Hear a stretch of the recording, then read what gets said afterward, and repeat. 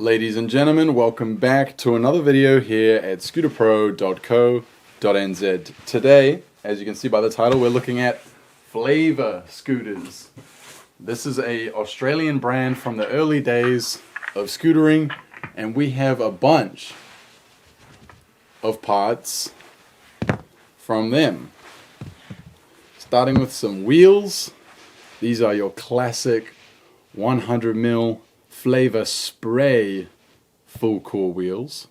You can see the spray paint can there chucking out the green paint onto the Flavor logo. This one here is our best one. She's only got one bearing. It's a bit loose.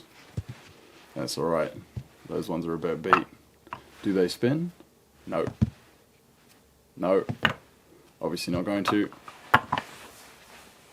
We've got those in green. We've got them in red. Do these ones spin? Yeah, did not expect it to. This one does a little bit.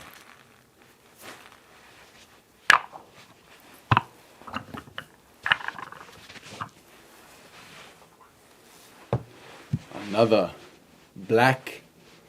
That is minty. If we had a second, this could make a really cool custom. If you're a Flavor collector, you know what to do. Let us know in the comments if you are interested. Flavor bomber wheel with the cutouts. Looks like a Yak de Fleur. Same core design. Different urethane print. A little bit of Flavor personality there. And our last of the 100mm is the Flavor ice cream. These came in various colors with the new graphic. All printed on one side. A lot of the older scooter wheels you never got the print on both sides. When that did become a thing, people were really impressed. Following that, Flavor moved on to 110mm, and these are a lot thicker in the urethane department. There's a whole lot of urethane on these wheels, and boy, they're faded. Look at that. They used to be white, but they are far from white these days. Following that, they moved to this style. Those two are like stuck together. What's going on there? This was the new 6-spoked core design. I don't even want to try spin them because they are filthy. These were pink and black. You can still see a bit of the color on this side. Otherwise, they're pretty faded.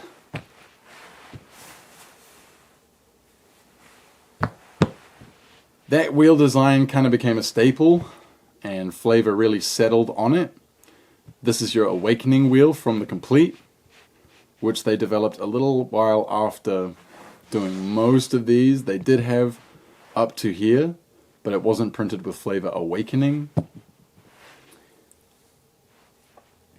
I think maybe the core is slightly different. No, doesn't look it.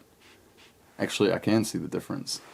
They've got an etching right here of the polyurethane compound, 88A, and Flavor Sixer, the name of the wheel. But before Flavor got there, they did this. They made a deck. And this deck was pretty unprecedented at the time. We've got one here with cutouts in the front, as well as up here. As you can see, Flavor graphics everywhere, original grip tape, flex fender brake.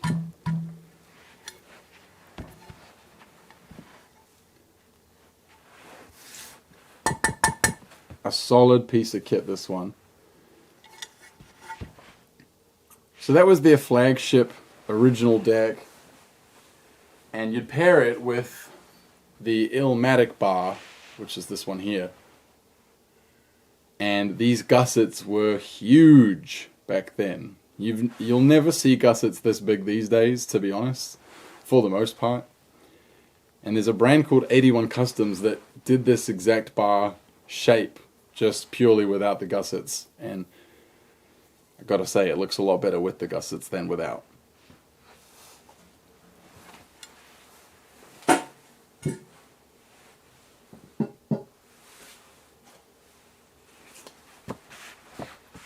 grip tapes pre-cut for that flagship deck. As you can see, it's got the shape already. This was pretty common. Brands would normally take their own deck measurements and create a grip tape for it.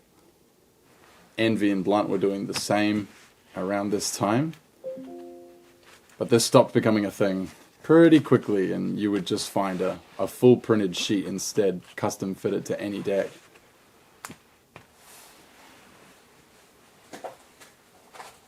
Well, we got some real throwbacks here. Going back to like the 100mm core era, you've got Flavor quad clamps, 31.8, black and red with the mixed paint, the notches, 5mm head bolts, and of course the 6-bolt clamp, which really doesn't do anything for holding on your handlebars. The bottom 2 bolts are doing all the work. The top 4 bolts are just for the aesthetic. Kids would go crazy for these clamps. They thought the bigger the clamp, the better it was. The opposite is pretty much true nowadays. Flavor pegs. And these are really interesting because you've got what would now be known as a compression bolt, a 5mm, for inside your clamp. These would not be thick enough for today's riders in terms of axle strength. You'd bend that in a matter of minutes. You kind of did that back in the day anyway if you were that good. Got a few of those. Some really cool pieces from Flavor. Here's a in-packaged Flavor F fork. If we open this up, we can see that the fork is brand new. 0 offset, meaning the axle is directly below the stem. Most forks, the axle is set 10 mils to the front, but because of the popularity of foot jams and other such tricks, hang fives, nose manis, people liked the 0 offset because it was easier to balance, and it's a very, very cool fork, I gotta say. A piece of history right there. The package has certainly seen better days though.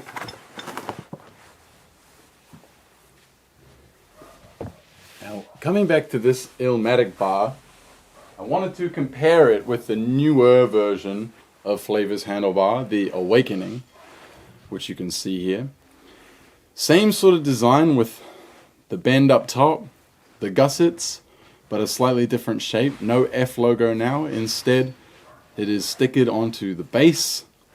4130 chromoly steel, standard size, so no HIC. It was SCS or ICS only. HIC wasn't very popular at the time.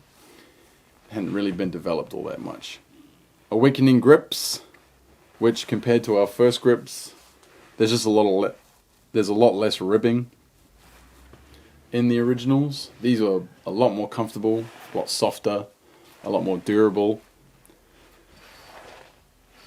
Pretty nice upgrade. You'd usually find them in black. Another one of their signature colorways was a blue. Speaking of the complete, I've got one here that needs to be taken apart. We've got a lot of corroded bits here. Bolts are looking horrific. The wheel, look at that flat spot, it's crazy. We'll strip this down. The deck is in pretty good condition still. If it was buffed and painted, it could go a couple more years, for sure.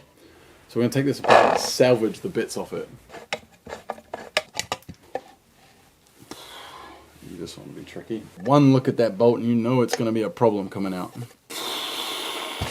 Ow.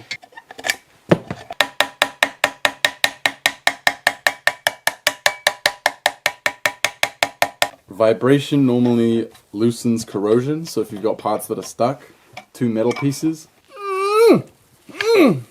may have just completely snapped off the Allen key inside there off camera. Oops, it legit won't come out.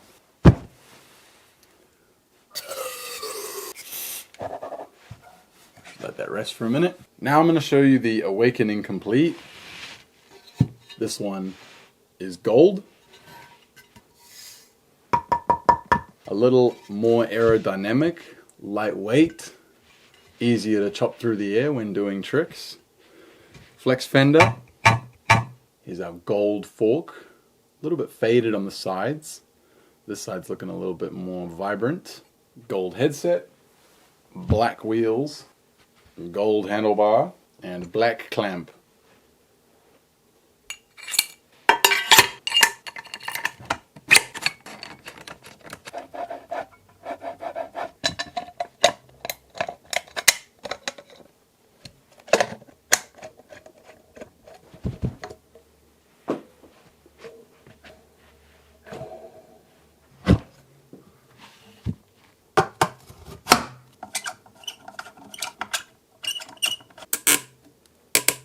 And there we have it, one black and gold Flavor Awakening complete.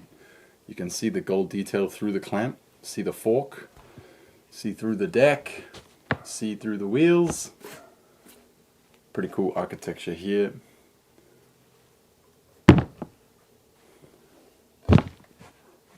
Now following the Awakening deck, we had the Jabberwolf Jasper Russell Dennis SIG.